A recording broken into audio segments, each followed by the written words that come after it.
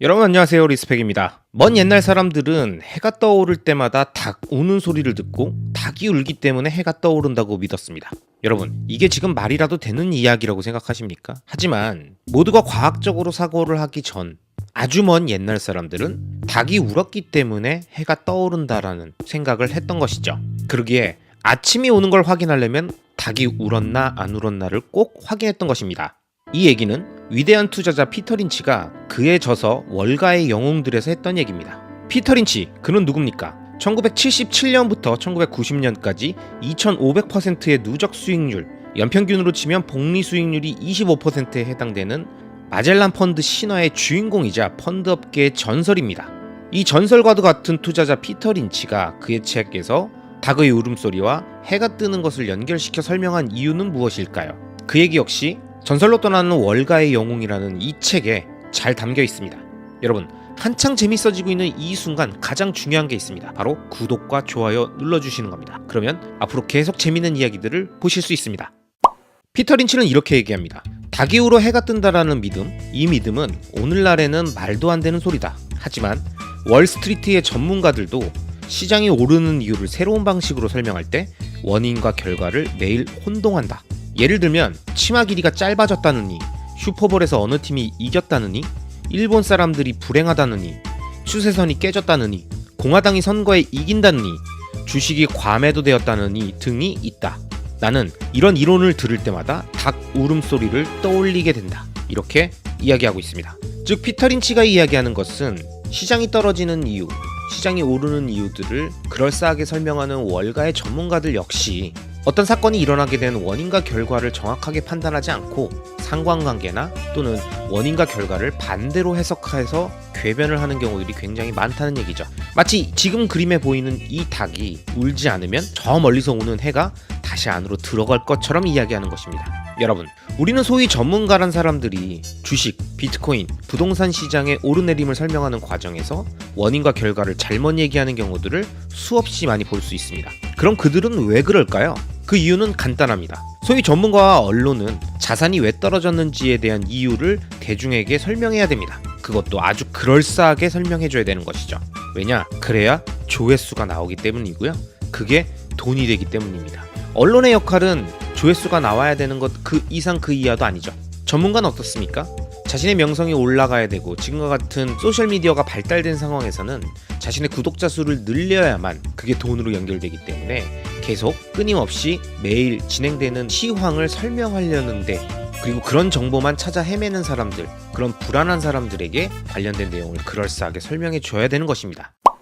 여러분, 사실 생각해보면 닭이 운 시점에 해가 뜨고 있는 행위가 매일 반복된다면 닭의 울음소리와 해가 뜨는 상황이 어느 정도 상관관계가 있다는 것은 누구나 인식할 수 있죠. 하지만 이 정도의 상관관계로는 안 됩니다. 전문가는 이걸 더 그럴싸하게 인과관계로 설명을 해줘야 돼요. 왜냐면 그래야 좀 있어 보입니다. 그 과정에서 원인과 결과를 반대로 얘기하는 황당한 상황들이 언제든 발생할 수 있는 거죠. 이런 황당한 상황들이 발생되더라도 그것이 전혀 황당한 상황이 아니고 마치 논리적 전개이고 추론이고 분석인 양 설명할 수 있어야 합니다. 예를 들어서 누군가 해는 언제 뜨나요? 라고 물었다면, 언제 뜨는지 알 수는 없지만 닭이 울면 그때쯤 해가 뜨더라고요. 라고 말했다면 사람들은 뭐라고 했을까요? 에마, 네가 전문가야? 야, 그딴 식으로 나도 얘기하겠다. 이렇게 비아냥거렸을 가능성이 굉장히 높습니다. 우리가 생각하는 전문가라는 것은 뻔한 이야기를 하는 사람들을 찾는 것이 아니죠. 그렇기 때문에 그런 대중들의 욕구, 뭔가 좀 더 그럴싸하고 뭔가 조금 더 분석적이고 뭔가 내가 놓치고 있었던 부분들을 이야기해주는 설명에 쏠깃해지는 것입니다. 그렇다 보니 전문가와 언론은 좀 더 그럴싸한 인과관계를 설명하거나 아니면 상관관계로 가더라도 수치를 이용해서 상관성이 다른 요인들보다 이 요인이 더 높다라는 것을 수치적으로 비교하고자 하는 노력들을 굉장히 많이 하는 것입니다. 그리고 실제로 이러한 과정들은 꽤 의미 있는 결론들을 만들어내기도 합니다. 하지만 제가 말씀드리는 건 이 과정에서는 늘 잘못된 인과관계가 등장합니다. 예를 들면 이런 거죠. 해가 뜨는 이유는 닭의 울음소리가 요란해서 그 소리에 대기의 기운이 바뀌면서 해가 떠오르는 거예요. 그리고 이 현상은 인류의 역사상 단 한 번도 변한 적이 없는 진리입니다. 그렇기 때문에 닭이 울면 해가 뜨는 것입니다.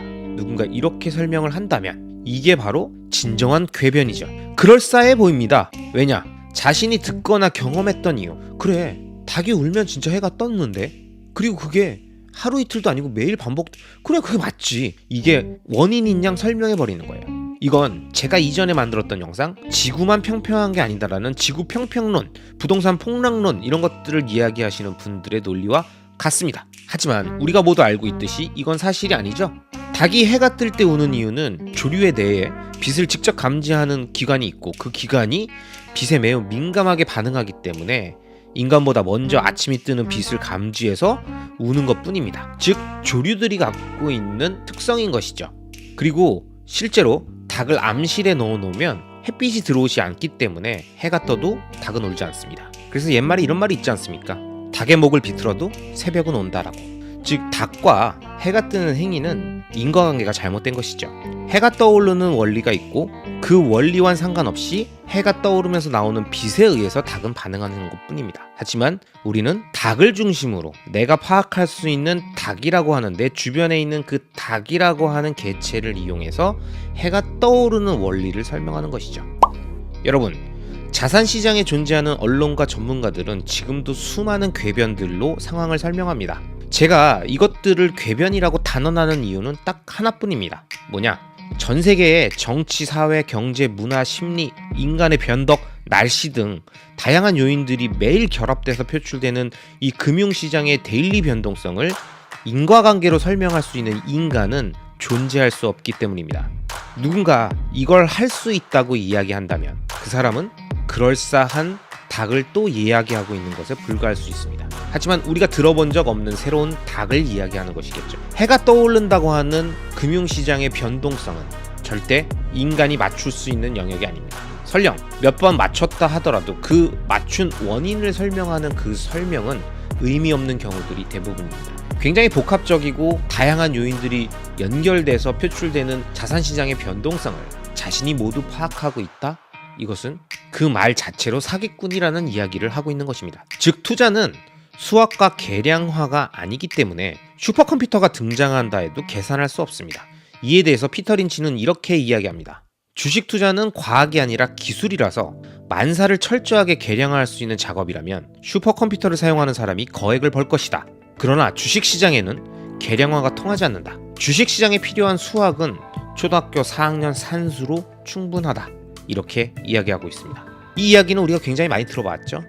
주식 투자는 수학이 아니라 기술이다. 기술을 넘어 예술이다. 이렇게 표현하는 경우들이 많습니다. 즉 수학적인 복잡한 계산에 의해서 정해져 있는 답을 도출해내는 과정이 아니라 그 하나하나의 변화 요인들을 체크하고 이곳을 잠궈보고 저기를 잠궈보고 여기를 다시 열어보고 이 코드를 바꿔보고 이렇게 저렇게 옮겨 다니면서 테스트해보면서 그 과정 속에서 하나 둘 기술적 원리들을 찾아내는 것에 불과합니다. 그리고 그렇게 찾아내는 원리들을 자신만의 투자 원칙이나 법칙으로 만들어서 설명할 뿐 그것이 전 세계에 존재하는 모든 투자에 동일하게 적용될 수 있는 것도 아니고요. 그 시대를 막론하고 오랫동안 지속될 수 있다라는 보장도 없습니다. 그렇기에 투자가 굉장히 어려운 것이죠. 그렇다고 분석이 아무 의미가 없는 것은 아닙니다. 다만 매일매일 사건 하나하나가 그날의 시황을 결정했던 원인이라는 식의 찌라시성 분석과 기사는 자신의 투자에 전혀 도움이 안 된다는 말씀을 드리고 있는 겁니다. 이건 어차피 맞을 가능성이 없는 설명을 누가 더 그럴싸한 시나리오로 설명하는지를 평가하는 일종의 작가 오디션 프로그램 같은 거고요. 우리는 그 오디션 프로그램을 시청하면서 시청자 문자 투표를 하고 있는 것과 같습니다. 즉 예능이란 이야기죠. 절대 뉴스가 아닙니다. 그래 이 얘기가 좀 더 그럴싸하네. 야 얘 재밌게 얘기한다. 야 얘가 찐이네. 얘가 찐이야. 야 그래 얘 얘기가 맞네. 이것들은 그 사람이 하는 그 설명의 시나리오가 얼마나 탄탄한지를 우리한테 들려주는 것이지 그게 사실 정답이 아니죠. 왜냐? 정답일 수 있잖아 라고 물어보시겠지만 제가 말씀드리지 않았습니까? 전 세계 사회, 경제, 정치, 문화, 날씨, 인간의 변덕 이런 요인들을 모두 다 분석해서 지금의 상황을 설명할 수 있는 인간계에 존재하는 개체는 없다. 자신이 그걸 할 수 있다고 얘기한다면 스스로 프로메테우스나 신이라고 이야기하는 것이다. 저는 그렇게 얘기합니다. 그래도 제가 이렇게 말씀드려도 이런 생각을 하시는 분들이 있을 거예요. 아니 그래도 나름 전문가란 사람들이 다 이유가 있어서 시황도 설명하고 종목도 추천하는 걸 텐데 그게 다 의미 없다는 거야? 이렇게 반문하실 테지만 여기에 대한 답변은 저의 생각이 아닌 위대한 월가의 전설 피터 린치의 의견으로 대신하고자 합니다. 피터 린치는 본인의 책 월가의 영웅에서 이런 이야기를 합니다. 전문 투자자인 내가 약 300쪽에 걸쳐 독자들에게 성공의 비결을 나눠주겠다고 약속한다. 그러나 이 책에서 제시하는 첫 번째 원칙은 전문가의 말에 귀를 기울이지 말라는 것이다. 나는 투자 업무를 20년 동안 몸담은 뒤 통상적으로 두뇌의 3%를 사용하는 정상인이라면 월스트리트의 전문가 못지않게 종목을 선정할 수 있다고 확신하게 되었다. 이렇게 이야기하고 있습니다. 위대한 투자자 피터 린치는 왜 이렇게 단언할 수 있었을까요? 그리고 그가 단언했던 그 이유는 무엇일까요? 그 부분에 대해서 피터 린치는 이렇게 부연 설명을 합니다. 투자는 성형수술도 아니고 배관공사도 아니고 미용도 아니다. 즉 성형수술을 할 수 있는 의사 자격증이 있어야 되는 것도 아니고 배관공사를 하는 것처럼 배관기사 자격증이 있어야 되는 것도 아니고 미용사 자격증이 있어야 되는 것도 아니라는 거죠.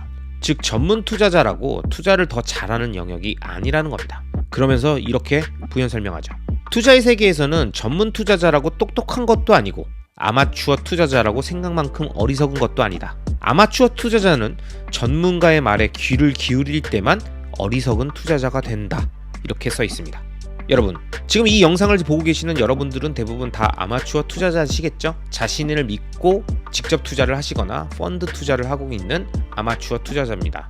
여기서 얘기하는 전문가라는 것은 자신의 정보를 팔거나 아니면 직접 대신 운용을 해주겠다고 이야기하고 있는 사람들일 거고요. 이러한 사람들이 아마추어들보다 훨씬 더 잘한다라는 그 어떤 증거도 없다라는 것을 이 투자라는 영역은 자격증이 없는 시장이다, 자격증이 없는 영역이다라는 점으로 설명하고 있는 것입니다.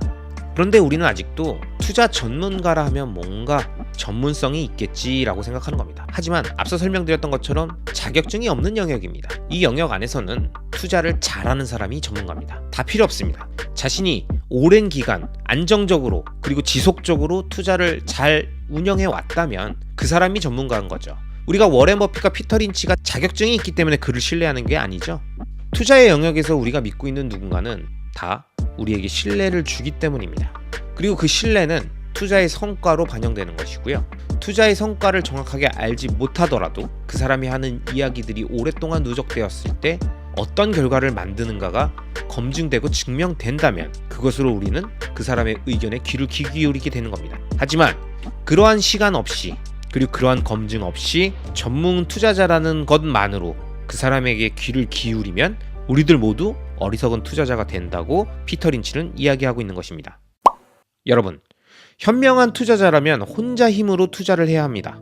이게 무슨 말이냐면 스스로 생각하는 법을 익히고 다양한 정보를 취합해서 해석하는 연습을 통해서 무엇이 옳고 그른지를 분별하는 그 능력을 꼭 갖추고 있어야 된다는 거죠. 왜냐? 이 세상에서 나 대신 그런 판단을 지속적으로 해줄 현인은 없습니다. 그렇기 때문에 현명한 투자자라면 그리고 현명한 투자자들은 스스로를 현인으로 만드는 노력을 끊임없이 하는 것입니다. 현인을 찾는 것이 아니라 자기 스스로를 현인으로 만들려고 하는 노력을 하는 것이죠. 왜냐? 내가 현인이어야 내 자신에게 계속 판단의 기준이 될 수 있는 해안을 줄 수 있기 때문이죠. 피터 린치의 월가의 영웅은 제가 거의 10년 만에 읽은 책입니다. 아주 젊었던 그 시절 피터 린치의 이 책을 읽으면서 주식 투자라는 것은 이런 마인드로 가는 것이구나, 투자란 이런 것이구나 라는 걸 익혔지만 시간이 또 지나 피터 린치의 이 월가의 영웅을 읽다 보니 또 그때와는 다른 멘트들이 제 머릿속에 들어옵니다. 이 책은 너무 좋은 책이기 때문에 제가 계속 읽으면서 여러분들께 공유했을 때 도움이 될 수 있는 내용들이 있으면 지속적으로 영상으로 제작해 함께 말씀드리도록 하겠습니다. 여러분 안녕하세요, 리스펙입니다. 앞에서 말씀드렸듯이 전 2019년까지 진행했던 스윙 트레이딩을 그만두고 2020년부터 금융자산 장기 투자를 시작했습니다. 이유는 하나입니다. 진짜 큰 부자가 되고 싶어서. 좋은 기업을 사고 오랫동안 장기 투자하는 게 무슨 기업가의 의리, 동료애 이런 거 아닙니다. 현실적으로 가장 수익률이 좋기 때문이에요. 월가에는 여러 명의 전설이 있습니다만 그 중에서도 기업 인수가 아닌 투자로만 최고의 성적을 거둔 레전드는 단연 피터 린치라고 생각합니다. 그가 운영했던 피델리티의 마젤란 펀드가 1977년부터 1990년까지 연평균 29.2%의 수익을 거두었고 13년 누적 수익률이 2700%를 기록했습니다. 이게 바로 전 세계에서 가장 투자를 잘한다는 사람의 투자 수익률입니다. 그런 놀라운 사람에게 투자했어도 펀드 가입자 절반은 손해를 봤습니다. 잘 알고 계시죠? 왜? 중간에 못 믿고 다 팔았거든요. 경기가 안 좋다, 하락장이 다시 시작됐다와 같이 주식을 팔 이유는 지금이나 그때나 수백 개가 넘고, 대부분의 사람들은 하락장에 그 펀드를 팔고 다시 상승장에 사기 시작하니까 마젤란 펀드의 13년 수익률 2700%는 그냥 그림의 떡인 거죠. 근데 이런 수익률은 위대한 펀드 매니저만 만드는 걸까요? 2008년 아이폰이 출시된 이후 2009년부터 지금까지 애플이라는 주식 하나만 들고 있었다면 현재까지 14년 동안 약 3780%의 수익입니다. 월가의 최고 투자자보다도 훨씬 좋은 성적이고, 연평균 8% 정도 상승하는 미국 주식 인덱스 투자는 물론 일반적인 단기 스윙 트레이딩을 한 그 어떤 사람보다도 비교할 수 없이 높은 수익률입니다. 근데 그 기간 동안 얼마나 많은 하락장과 전쟁, 테러, 사건, 사고가 있었습니까? 그리고 그때마다 그 구간을 본인이 요리조리 다 피할 수 있다면서 고개 운전을 하듯 트레이딩하는 수많은 사람들이 있었죠. 근데 그들은 지금 다 어디 있을까요? 그리고 그들은 이 애플 한 종목을 14년간 투자해서 얻은 수익률을 능가하는, 아니 옆에서 비교나 가능한 수준일까요? 전 전혀 아니라고 봅니다. 왜냐? 역사에 기록된 그런 투자자가 없거든요. 긴 주식시장의 역사가 우리에게 알려주는 건 세계 최고의 펀드 매니저가 아니라면 트레이딩에 목숨을 걸고 시장을 이기려는 시도나 위기를 피하겠다라는 액션을 아무리 한들 위대한 기업 하나만 계속 투자한 것만 못하다는 걸 의미합니다. 그럼 이런 수익률은 애플만 그런 건가요? 그냥 애플과 같은 기간 다른 주식들의 수익률을 보면 아마존 5517%, 두 개로 주식이 나눠져 있는 구글도 1117% 등 놀라운 장기 투자 수익률을 확인할 수 있습니다. 자, 그럼 앞으로 내가 주식 투자를 할 때, 변동성이 높은 코인 같은 금융자산에 투자할 때 가장 신경 써야 할 건 뭘까요? 상황이 안 좋아 보이면 팔고 피하려는 행위를 스스로의 판단에 맞춰 반복하는 걸까요? 내가 월가 매니저보다 낫고 피터 린치보다 잘한다고 믿는 건 그건 너무 스스로를 과신하는 거고, 금융시장의 데이터와 시장을 본인이 이길 수 있다라는 오만이죠. 우리가 가장 신경 써야 할 건 리스크를 타이밍에 덜어낼 생각만 하는 게 아니라 장기적으로 우상향하는 좋은 자산을 찾고 그 자산에 대한 확신이 생긴다면 보유기간 동안 발생하는 모든 대외 변수와 경기 변화, 국제 정세, 경쟁사 동향, 소비 심리, 시장 심리 관련 모든 리스크는 시간으로 녹여 수익으로 치환한다는 마인드로 장기 투자를 진행하는 겁니다. 장기 투자? 말은 쉽죠. 이제 모두 아시잖아요. 장기 투자가 얼마나 어려운지. 나라는 사람의 인내심과 얄팍한 믿음은 그리 오래가지 않는다는 것을, 그리고 이성적이라는, 합리적이라는 사고가 늘 매도하라고 소리치는 현상이 하락장에 끊임없이 밀려온다는 걸 우린 잘 알고 있잖아요. 그렇기에 장기 투자에 자신이 없는 것뿐, 장기 투자는 데이터로 검증된 성공 투자 방법입니다. 그래서 저는 48대 52의 확률 게임을 그만두고 데이터로 검증됐고 투자의 현인들이 끊임없이 강조하지만 너무나도 어려워서 알고도 대부분 할 수 없는 방법, 하지만 좋은 자산을 정확히 알아보는 능력을 키우고 자기 자신만 오랫동안 컨트롤할 수 있는 사람이라면 가장 확실하게 성공할 수 있는 투자 방법, 장기적 우상향 구조의 자산에 오랫동안 투자하는 방식을 선택한 것입니다. 하지만 아무리 머리로 이해했더라도 지금같이 지난 2년 동안 수익이 대부분 반납되는 큰 하락장을 겪다 보면 별별 생각이 다 드시죠? 이게 맞나? 내가 너무 안일했나? 이런 생각을 하고 있는데 옆에서 쇼쳐서 돈 벌었다, 내릴 줄 알고 팔아서 밑에서 줍는다, 무조건 장기 투자는 답이 아니다, 뭐 이런 얘기들 많잖아요. 그런데 여러분, 만약 그런 얘기들이 맞다면, 그리고 그런 식으로 해야만 좋은 수익률이 나온다면 왜 애플이 지난 14년간 3780%가 오르는 동안 트레이더들은 그 이상의 수익을 못 냈을까요? 왜 종목을 바꿔가며 매매했던 수많은 사람들은 피터 린치의 13년간 2700% 수익률 이상을 못 내고 있는 걸까요? 지난 14년간 일어났던 수많은 위기에도 왜 위대한 기업의 주식은 계속 올랐을까요? 그리고 그 주식에 투자하는 가장 심플하고 확실한 방법이 장기 투자였음을 왜 부정하는 데이터가 없을까요? 여기에 정답이 있습니다. 장기적 우상향이 확실한 자산은 변동성의 크고 작음과 상관없이, 경기의 변동과 시장 심리의 변화와 상관없이, 주변의 소음과 상관없이 오랫동안 보유하는 것이 최고의 투자입니다. 이를 데이터가 말하고 투자의 현인들이 말하고 있습니다. 그런데 여러분은 지금 누구 말을 듣고 흔들리고 계십니까? 처음 테슬라와 비트코인에 흠뻑 빠지면 세상에 이런 주식과 화폐가 있었다는 사실, 그리고 강력한 커뮤니티와 팬덤으로 가슴이 뜨거워진다는 걸 그 누구보다 저도 잘 알고 있습니다. 또한 그 강력한 팬덤이 있기에 저는 이 자산들에 대해서 관심을 갖고 깊이 공부하다가 결국 현재 테슬라과 비트코이너가 되었습니다. 하지만 말입니다. 테슬라든 비트코인이든 아니면 또 다른 미국 주식이든 그 무엇이 됐든 이 좋은 자산들을 계속 지키고 오랫동안 보유하며 장기 투자하기 위해서는 저는 꼭 어느 때가 되면 부동산을 사시라고 말씀드립니다. 여러분, 우리가 투자를 논하는 비트코인과 테슬라 같은 자산들은 현재의 평가보단 시간이 지날수록 점점 높아지는 미래의 가치를 생각하면서 투자하는 것이고요. 이 미래 가치를 온전히 전부 수익으로 연결하기 위해서는 그 미래까지 꼭 보유하고 있어야 합니다.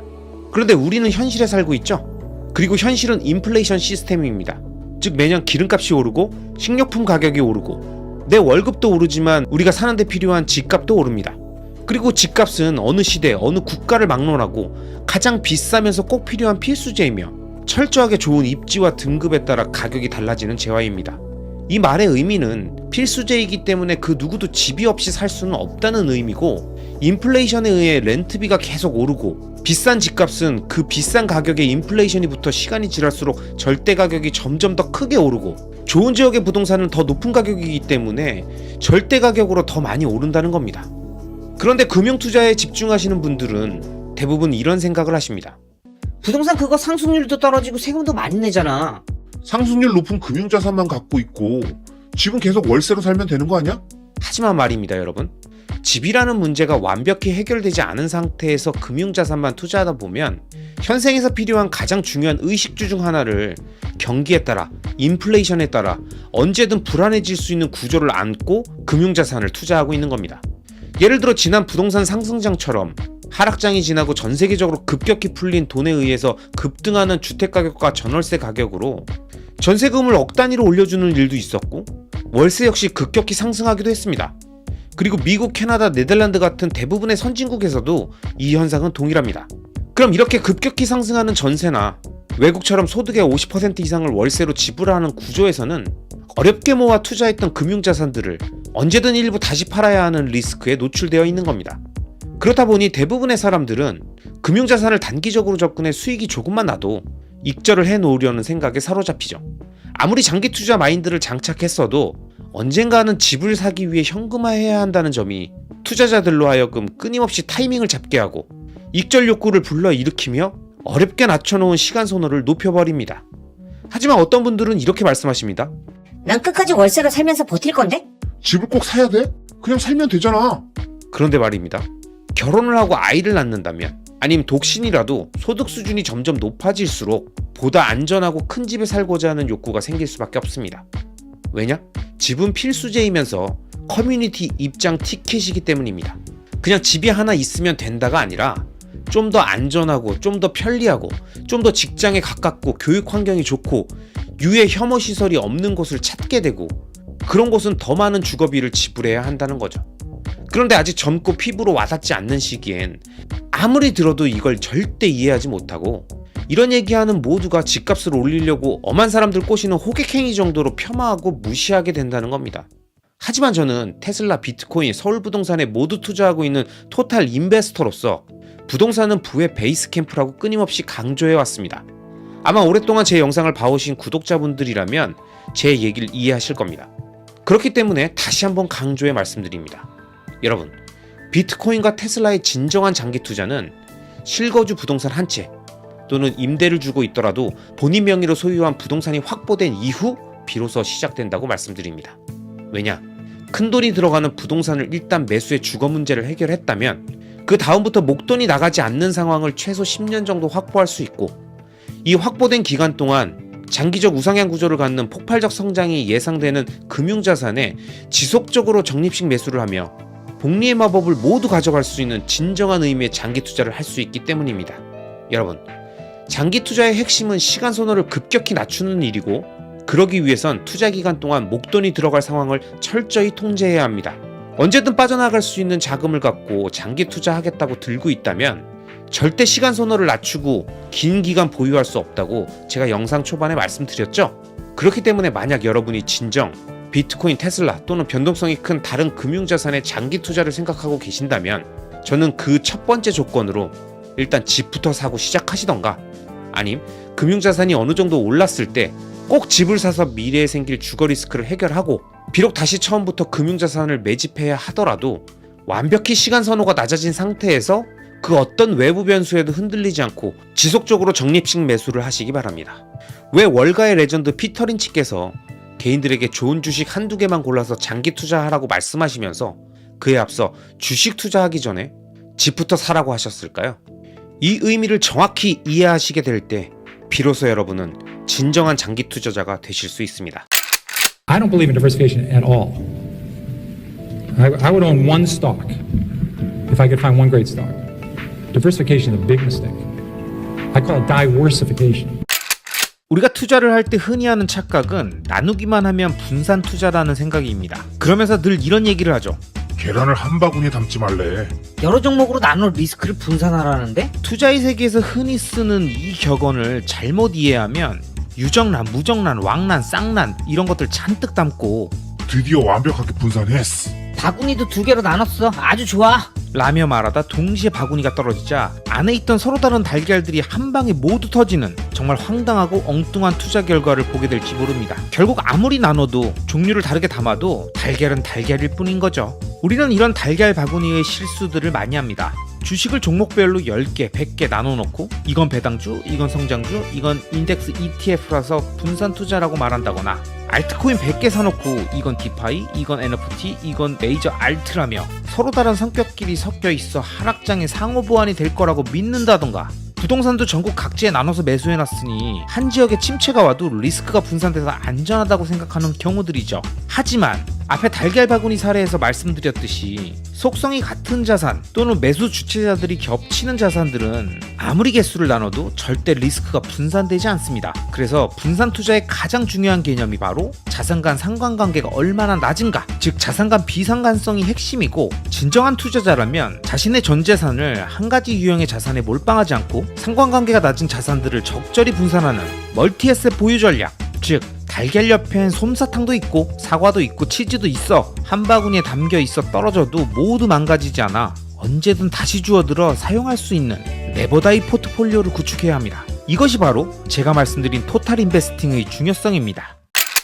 부동산은 인생을 살아가는 우리에게 누구나 하나씩은 필요한 필수제이면서 큰 금액을 낮은 변동성으로 운영하며 인플레이션만큼 상승시킬 수 있는 자산 증식에 매우 중요한 자산입니다. 그렇기에 월가의 전설인 피터 린치 역시 주식 투자를 하기 전에 부동산부터 사라고 말했죠.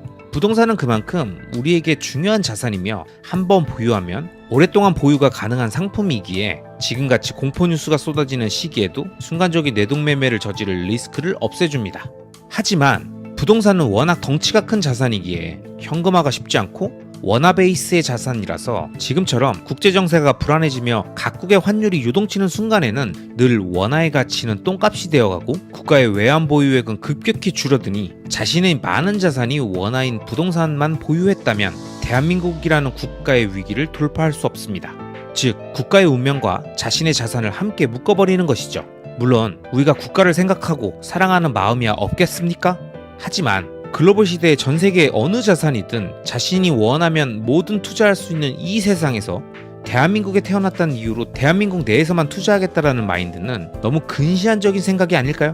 그렇게 저는 주식 투자를 한다면 달러 자산인 미국 주식에 투자해야 한다고 생각합니다. 그래야 지금 같은 국제정세의 위기 구간에 주식이 내려가도 환율로 수익이 커버되는 구조를 가져갈 수 있습니다. 실제로 지금 보시는 표에 나온 것처럼 한국 부동산과 미국 주식은 두 자산의 상관관계가 음해관계에 있습니다. 즉, 이 얘기는 통계적으로 두 자산이 서로 반대 방향으로 움직일 가능성이 높다는 것이고요. 이렇게 한 자산이 내릴 때 다른 자산이 오르거나 버텨주며 자신의 자산 규모가 급격히 쪼그라드는 현상을 막아주는 것이 투자에 있어 자산 포트폴리오를 구성하는 가장 중요한 개념이며, 한국 자산과 미국 주식은 이러한 관점에서 부동자산과 금융자산의 조합이면서 다른 종류의 통화로 구성되었으며 비상관성 역시 음의 값을 갖고 있는 최상의 조합이라고 할 수 있습니다.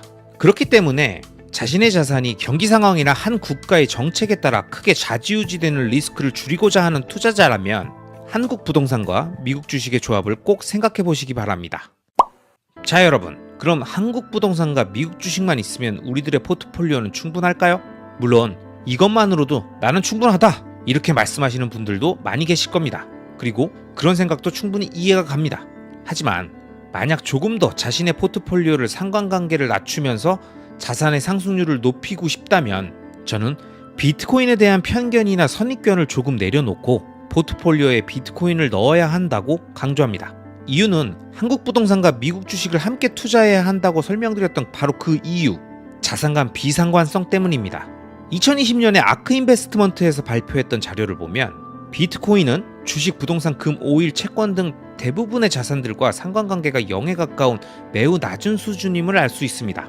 물론 최근 들어 미국 주식 시장과의 동조화 현상이 점점 커지고 있지만 자산 간 상관관계를 평가할 때는 특정 기간에 국한된 판단보다는 장기 시계열로 놓고 그 유사성을 판단해야만 정확히 알 수 있죠.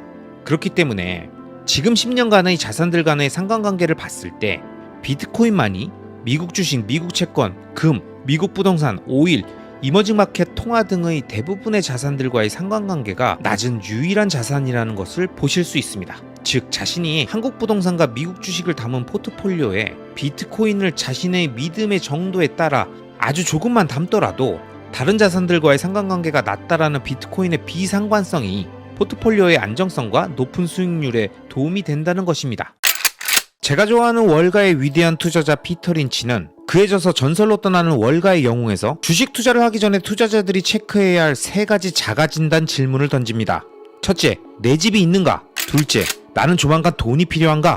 셋째, 나한테 주식 투자로 성공할 자질이 있는가?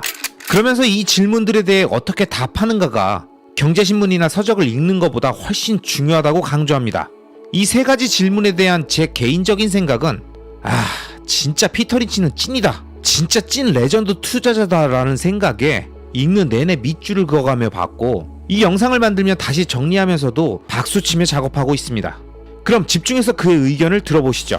일단 첫 번째, 내 집이 있는가? 피터 린치는 명대사가 많은데 그 중에 하나가 주식 투자하기 전에 집부터 사라 이 말입니다. 하지만 왜 그렇게 말했는지 제대로 아는 사람이 많이 없죠. 이 책을 읽은 사람만이 그 의미를 정확하게 알겠죠? 피터 린치가 주식 투자보다 집을 먼저 고려해야 한다고 말한 이유는 집은 모든 사람이 어떻게든 보유하는 훌륭한 투자이며 집 사서 망했다는 사람은 많지 않다고 말합니다. 아무리 아마추어 투자자여도 집은 순간순간 사팔사팔할 수 있는 자산이 아니기 때문에 집을 사서 망할 일은 거의 없다는 거죠. 그리고 매수 방식 자체가 은행에서 많은 금액을 장기간 대출로 받는 레버리지 구조이기 때문에 주식처럼 신용 매수로 단기간 레버리지 투자하다가 마진콜 당하는 일이 부동산에선 발생하지 않는다는 점을 강조합니다. 정리하면 아무리 언론에서 공포 뉴스를 쏟아내도 그 뉴스 보고 바로 팔아버릴 수 없는 구조니까 한번 사면 오랫동안 들고 가는 장기 투자가 당연시되는 자산이고 결국 그 덕에 많은 사람들이 수익을 본다라는 거죠. 거기에 장기간 다른 대출들에 비해 낮은 이율로 레버리지를 일으킬 수 있다는 점이 대부분의 사람들이 부동산 시장에서 돈을 버는 이유이고 이와 정반대 구조를 갖고 있는 주식 시장에서 대부분의 사람들이 돈을 잃는 이유라고 설명합니다. 개인적으로 저는 피터 린치의 이 의견에 매우 동의합니다. 그래서 가까운 주변 분들께 그리고 유튜브를 통해 구독자분들께 부동산 투자와 공부의 중요성을 끊임없이 강조드리는 겁니다. 여러분, 제 얘기 무시하시더라도 월가 최고의 펀드 매니저의 말은 절대 허투루 듣고 넘기지 마시기 바랍니다. 정말 나중에 피눈물 흘립니다. 진심! 자, 아무튼 주식 투자하기 전에 반드시 해야 할 2번째 자가진단 질문은 나는 돈이 필요한가입니다. 쉽게 말해 향후 2-3년 내에 써야 할 자금이 있다면 절대 투자하지 말라는 얘기입니다. 피터 린치는 몇 년 후 자녀의 대학 학비나 은퇴하거나 노동소득을 거둘 수 없는 사람이 연금처럼 받는 고정수입으로는 주식 투자하지 말라는 겁니다. 왜냐? 이 세상이 아무리 한치 앞을 모른다 해도 10년이나 20년 뒤는 비교적 쉽게 예측할 수 있다는 겁니다. 오히려 2-3년 뒤에 주가 예측이 어렵다는 거예요. 사실 이건 맞는 얘기입니다. 전기차 시장을 예를 들어보면 앞으로 10년 후에 테슬라의 미래를 예측하는 게 2-3년 뒤에 테슬라 주가를 예측하는 것보다 쉽다는 의미죠. 폭발적으로 성장하는 산업과 그 분야의 선도 기업의 장기적 투자 관점은 이미 그 기업의 장기 플랜과 선점 효과, 기술적 우위 등의 다양한 요인들을 종합해 어렵지 않게 우리가 판단할 수 있지만 향후 2-3년 정도의 주가 흐름은 워낙 대변수들에 의해서 기업의 펀더멘탈과 관계없이 요동칠 수 있기 때문에 쉽게 예측할 수가 없고 그렇기 때문에 장기적 관점에서 오랫동안 투자할 수 없는 자금이라면 사실 투자 기간 내에 손실을 보고 팔게 될 리스크를 크게 갖고 있다는 걸 꼭 명심해야 합니다. 그래서 제가 늘 강조드리는 표현이 있죠. 투자는 리스크를 시간으로 녹여 수익으로 치환하는 것이다. 우리에겐 모든 투자에 있어 시간 확보가 가장 중요합니다. 자, 마지막으로 세 번째 자가진단 질문. 나한테 주식 투자로 성공할 자질이 있는가? 피터 린치는 이게 가장 중요한 질문이라고 말합니다. 그러면서 본인이 생각하는 자질들을 나열하는데 인내심, 자신감, 상식, 고통에 대한 내성, 초연함, 고집, 겸손, 유연함, 독자적으로 조사하려는 의지, 실수를 기꺼이 인정하는 태도, 전반적인 공포를 무시하는 능력 등이라고 합니다. 여러분, 이 자질들에서 뭘 느끼십니까? 피터 린치는 이런 자질들을 갖는 최고의 사람들은 IQ를 기준으로 말하면 상위 3%에서 하위 10% 사이, 즉 지나치게 똑똑하지도 멍청하지도 않은 사람들이 투자를 잘한다고 말하는 겁니다. 왜냐? 진짜 천재들은 대부분 이론적 사고에 지나치게 골몰한 나머지 주식의 실제 움직임에 계속 농락당한다는 겁니다. 주식의 움직임은 이들이 생각하는 것보다 더 단순하다는 거죠. 그리고 인간의 본성과 육감의 유혹을 버텨야 한다고 강조합니다. 사람들은 계속 틀리면서도 자꾸 본인이 주가, 금값, 금리를 맞출 수 있다고 생각하는데 생각해 보자는 거예요. 본인이 느끼기에, 분석하기에 시장이 좋을 것 같다고 느꼈거나 나쁠 것 같다고 느꼈다면 우리를 둘러싼 어떤 현상들이 나에게 신호를 줬을 텐데 만약 그게 언론이라면, 언론에 반응한 사람들의 행동이라면 내가 그 신호를 느끼고 받아들였을 시점엔 시장은 이미 바뀌어 버렸기 때문에 맨날 헛발질을 하게 된다는 겁니다. 그럼에도 불구하고 시장을 예측해야 하는 직업을 갖고 있거나 그걸로 먹고 살아야 하는 전문가나 언론이 아닌 자신의 피 같은 돈을 투자해 자산을 불리려는 투자자라면 구조적으로 예측할 수 없는 것들을 끊임없이 시도하는 단기 트레이딩이나 타이밍 매매에 집중하는 게 우리 인생의 긴 시간을 계속 이어가며 자신의 부를 늘려가는 지속 가능한 투자 방식일지 진지하게 고민해야 합니다. 인생은 길고 투자는 정년이 없는 직업이고 살아있는 동안 계속 진행되는 활동인데 제대로 된 방식을 처음부터 익히고 계속 다듬어야 되지 않을까요? 여러분, 이번 영상에서 말씀드린 피터 린치가 제안하는 주식 투자하기 전에 체크해야 할 3가지 질문은 결국 어떤 종목을 사야 되냐, 언제 사야 되냐, 그래서 지금 들어가 봐라, 지금이 저점이 맞아 아니야, 이런 고민만 잔뜩 하고 계시는 분들께 야, 그게 중요한 게 아니야. 너 어차피 피할 수 없는 주거 문제를 금리 조건 유리한 시점에 레버리지 일으켜서 매수해놓고 살면서 차분하게 장기 투자하는 부의 베이스 캠프 세팅해놓고 그 이후부터 한 10년 정도 바라보고 빼지 않을 돈만 장기적 관점에서 꾸준히 주식 투자하고 어차피 투자는 머리 좋다고 잘하는 영역이 아니니까 주가나 금리 예측한다고 까치지 말고 강한 멘탈과 유연한 사고를 갖는 훈련에 집중해. 피터 린치가 우리한테 이렇게 얘기하는 거 아닐까요? 여러분, 전 이래서 피터 린치가 좋습니다. 그리고 이런 얘기 정확하게 해주는 사람이 진짜 투자자입니다. 아시겠죠? 매일 바쁜 일상 속에서도 우리는 더 나은 미래를 꿈꾸며 투자 공부도 하고 파이프라인도 만들고 사업가로 나아가기 위한 준비를 끊임없이 하고 계시죠? 우리 주변의 누군가는 가끔 이런 얘기를 합니다. 야, 투자가 한다고 실력이 느냐? 개미는 뭘 해도 기관이나 세력한테 털리게 되어 있어. 어차피 그거 해봐야 얼마나 번다고. 퇴근하고 또 책 보고 공부하고 돌아다녀. 그냥 잠이나 더 자. 그게 건강하고 돈 버는 길이야. 하지만 저는 이런 이야기들에 전혀 동의하지 않습니다. 투자는 운동이나 공부처럼 하면 늘고 스킬업과 마인드셋이 되는 기술적 영역입니다. 그리고 경험은 쌓이면 쌓일수록 점점 노련해지는 영역이죠. 그래서 저는 투자를 좋아합니다. 그 누구의 손끝도 아닌 자신의 노력과 실력으로 타인의 평가 없이 시장에 의해 객관적으로 평가받는 시스템. 이 시스템 안에서는 다양한 전략이 존재하지만 그렇다고 모든 전략을 내가 다 할 수 있는 건 아니죠. 제가 좋아하는 월가의 레전드 피터 린치는 수많은 투자자들 중에서 가장 일반 투자자들의 입장에서 투자에 도움이 될 수 있는 수많은 이야기들을 그의 저서와 강연을 통해 남겨주었기 때문에 저 역시 실전 투자를 진행하면서 피터 린치의 영향을 굉장히 많이 받았습니다.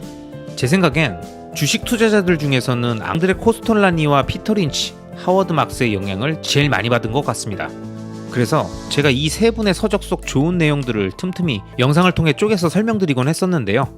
오늘은 피터 린치의 명저, 전설로 떠나는 월가의 영웅에 담긴 내용 중에 제5장, 지금 시장이 좋은지 묻지 마라, 이 챕터 안에 담겨있는 기가 막힌 구절들을 제 나름대로 리스펙 투자 플랜 채널의 느낌을 살려서 적절히 MSG도 좀 쳐가면서 한번 각색해서 표현해 보겠습니다. 혹시 이 책을 아직 읽지 않으신 투자자분들이라면 한번 구매해서 읽어보시길 권합니다. 책이 좀 두껍긴 한데요. 워낙 깔끔하게 쓰셨고 번역도 잘 돼 있어서 술술 익히는 책입니다. 그럼 피터 린치는 왜 지금 시장이 좋은지 묻지 말라고 했는지 같이 한번 이야기해 보시죠. 여러분, 대부분의 사람들은 유명한 투자 전문가가 강연을 하거나 인터뷰를 하게 되면 현재 시장이 좋은지 안 좋은지에 대한 그의 의견을 궁금해하죠. 그가 어떻게 생각하는지 궁금해하면서 그를 통해 뭔가 확신받고 싶어 하잖아요. 그런데 우리가 명심해야 하는 건 주식시장을 예측해야만 주식으로 돈을 버는 게 아니라는 겁니다. 즉, 시장을 예측해야만 돈을 벌 수 있다는 게 아니라는 거예요. 피터 린치도 만약 그런 식으로 해야 돈을 벌 수 있었다면 자기는 한 푼도 못 벌었을 거라고 말했었습니다. 실제로 투자를 하다 보면 수많은 하락장, 대하락장을 경험하게 되지만 맨날 시장을 예측하고 있던 그 수많은 사람들 중에서 정작 대하락장이 올 때는 그 누구도 경고한 적이 없다는 겁니다. 그러니까 피터 린치 같은 경우도 대하락장을 당연히 예측하지 못했는데 중요한 건 자기만 예측하지 못한 게 아니라는 겁니다. 어차피 가장 중요한 순간엔 거의 모든 사람들이 예측에 실패하는데 시장을 예측하는 게 무슨 의미가 있냐는 거예요. 그리고 진짜 중요한 건 만약 수많은 사람들이 대하락장의 예측에 성공했잖아요? 그럼 그 사람들이 주식을 다 팔았을 거 아니겠습니까? 그럼 그 사람들의 매물 때문에 하락장은 훨씬 더 빨리 왔을 거라는 겁니다. 예측에 맞춰 하락장이 왔다는 것 자체가 대부분의 사람들이 예측을 못한다는 반증이라는 겁니다.